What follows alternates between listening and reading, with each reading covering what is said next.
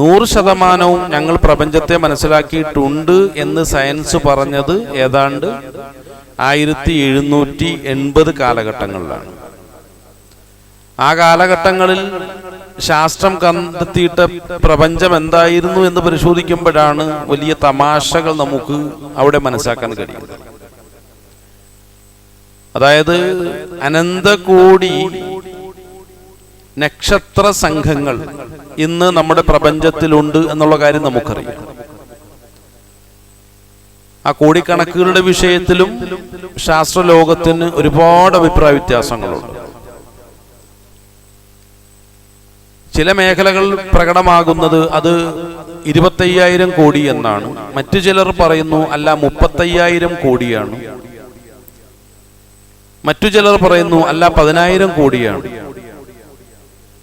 എത്ര നക്ഷത്ര സംഘങ്ങളെ നിലവിൽ നമ്മൾ കണ്ടെത്തിയിട്ടുണ്ട് എന്ന് ചോദിച്ചാൽ അതിന്റെ ഏറ്റവും കൂടിയ കണക്ക് എന്ന് പറയുന്നത് 35,000 കോടിയാണ്.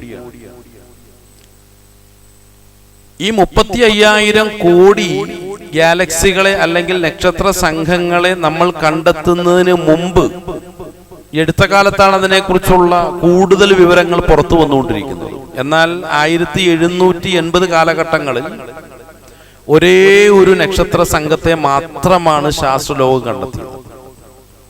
ഏതായിരുന്നു ആ ഒരു നക്ഷത്ര സംഘം? നമുക്കൊക്കെ സുപരിചിതമായ മിൽക്കി വേ എന്ന പേരിൽ അറിയപ്പെടുന്ന നക്ഷത്ര സംഘം അല്ലെങ്കിൽ ഗാലക്സിയാണ്. മിൽക്കി വേ എന്ന ഗാലക്സിയുടെ പ്രത്യേകത എന്താണ്?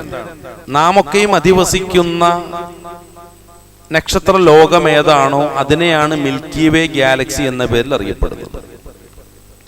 അപ്പൊ നാം അധിവസിക്കുന്ന ഈ നക്ഷത്ര സംഘത്തെ പൂർണ്ണമായ രൂപത്തിൽ മനസ്സിലാക്കാതെ ഇതാണ് പ്രപഞ്ചമെന്ന് തെറ്റിദ്ധരിക്കുകയായിരുന്നു 1780 കാലഘട്ടങ്ങളിൽ.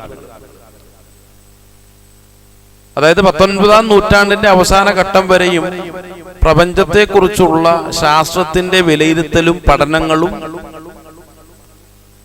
ഈ രൂപത്തിലൊക്കെ ആയിരുന്നുവെങ്കിൽ